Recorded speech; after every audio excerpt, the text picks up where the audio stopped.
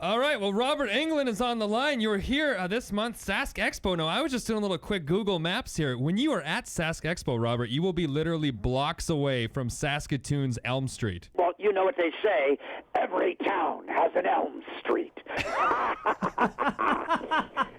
I know, I just hope nobody steals the sign. A lot of times, some rebellious fans swipe the signs, and I have to try to sign them, and I go through about a dozen Sharpies on some old, steel sign, that's got bird shit all over it.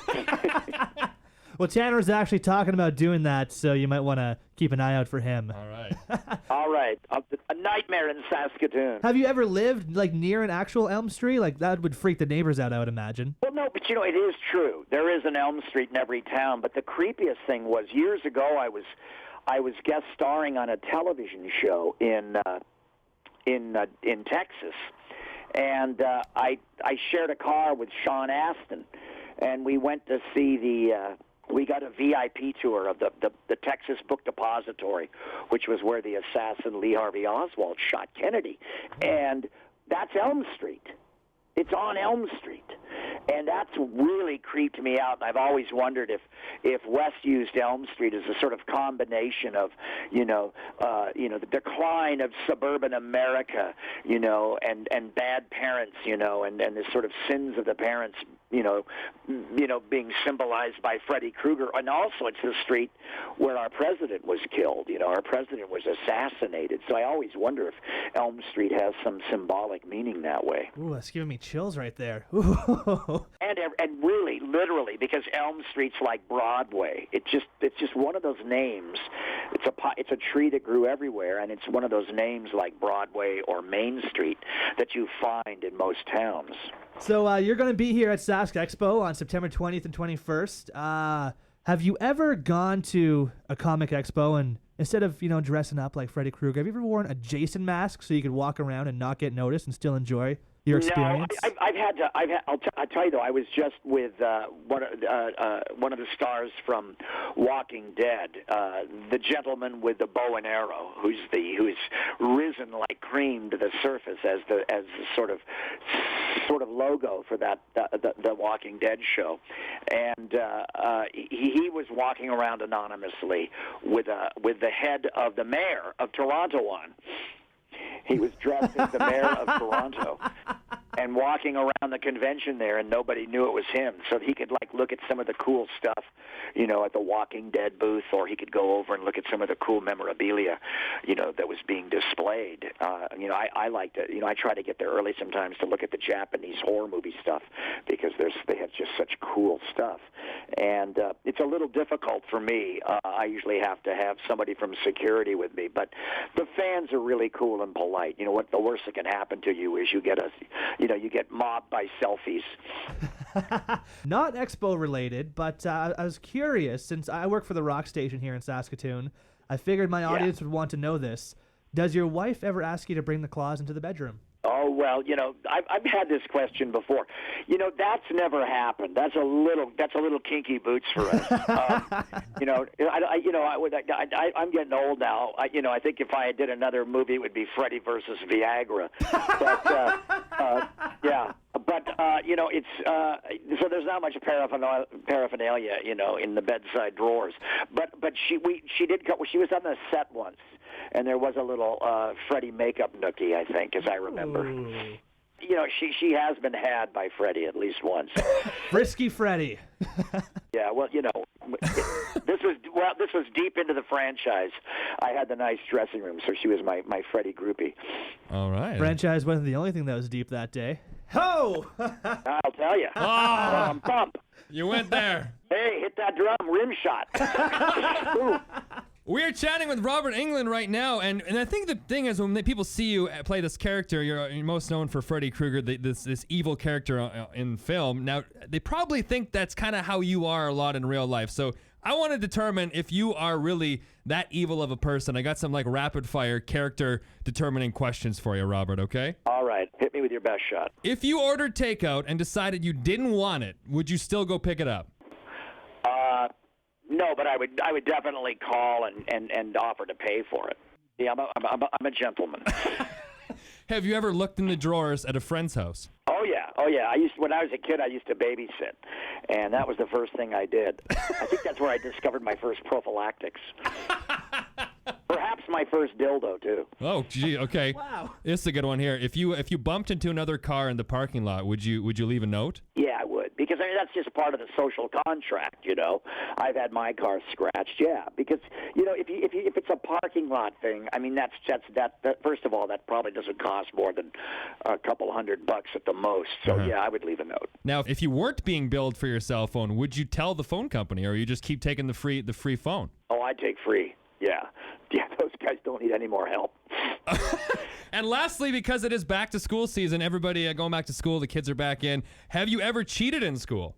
I'm trying to remember. I think I've copied my girlfriend's homework, but I don't think I ever cheated on a test. But I do. I think I remember copying some homework once. I think it was either physiology or chemistry homework.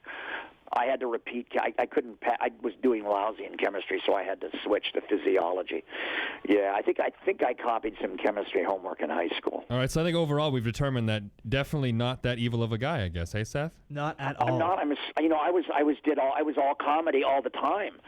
You know, when I was in the theater, and then at some point I started playing Southerners in the States, and it's pretty easy to turn Southerners into your guest villain, and I wound up doing that, and then Freddy, you know, so it was kind of hard after Freddy. Although I'm doing some different stuff now. I just did an episode of Workaholics where I got to have some fun on it again. Yeah. And so here in Saskatoon, the weather's been getting a little chilly lately, so people are trying to get their Halloween decorations up early. I've seen a few around town, and we figured who better to ask for some Halloween safety tips than Robert Englund.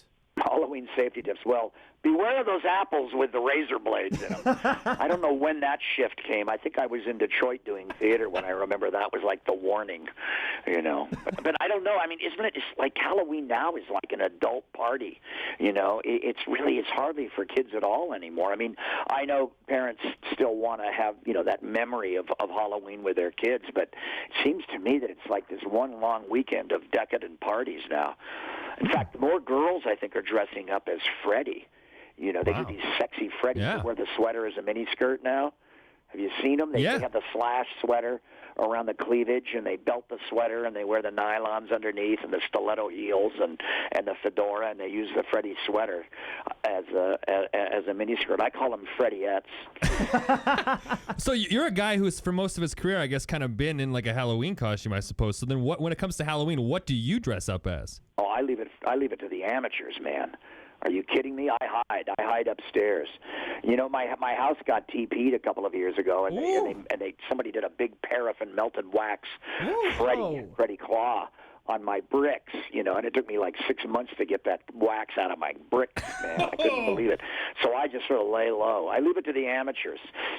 Years ago I was invited to a really decadent, the special effects makeup guys throw a invitation-only party for Halloween, and they spend all year designing makeups, and it was come as the person you hated the most, you know, and it could be it could be a creature, monster that scared you.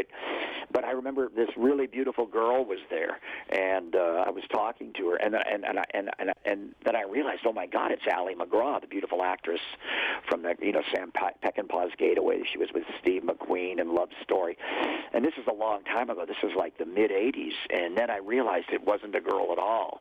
It was a makeup guy in complete drag as Ally McGraw because he hated her. He hated her acting. And ever since then, I've just left Halloween to everybody else. I was so perplexed. That's the thing. It's dangerous. You don't really know who you're going home with. It could be a guy. You don't know what's going on. Check the size of their feet, and they're Adam's apple. Remember that, DJ Tanner. That's a safety tip for you this year. Make them swallow. Yeah, there's a Halloween safety tip right there. Yeah, there's your safety tip. Before we let you go, we wanted to ask. Check it. Oh, yeah. Smell those peanut butter cups and make them swallow. Oh, my God. I'm done, Seth. It's all you. Okay. I got to follow that, eh? All right. Before we let you go, we want our last question to be. We can't. It's hard to follow that. Hey, you started it. What kind of nightmares does Robert Englund have? Well, they used to be. I used to have this in my book. I start every chapter with one of the nightmares I remembered when I was a kid, or recurred, or lasted a long time, you know. And the one I have the most, and it isn't such a thrilling answer, I confess, but I still get the equivalent of the algebra test nightmare, only with me, I'm backstage, and I hear my cue for a play that I've done in the past, and I've hidden the script backstage in the scenery, and I go to look at it just to make sure of my first big speech or monologue, and the script's not there. The script's not there. And then I go into this loop. I go into this loop where I walk up the stairs, I get backstage, the lights come on, I hear my cue, I just want to check my monologue real quick, before my cue, and I can't find it. And then it starts again, and I'm walking up the stairs, and I get backstage. So that's the one nightmare I have the most. I think it's just what they call a stress dream, but it's like that old dream you used to have when you're younger, you know, and you didn't study for a test. Well, I remember those ones, but I was also not wearing pants when I forgot to study. Are you wearing pants in your nightmare? Yes. So you forgot your how to factor, and you don't have your pants on. Yeah, I was a forgetful child. Hey, make them swallow. Oh, we're back there again. Robert Englund, it has been an absolute pleasure chatting with you. You are going to be here at Sask Expo, Saskatoon Comic Entertainment Expo, 20th, 21st. Thanks again for the time, man. I want my fans to come in, show me the memorabilia, show me their tats, show me their ink. I sign ink for free. I'm looking forward to seeing everybody.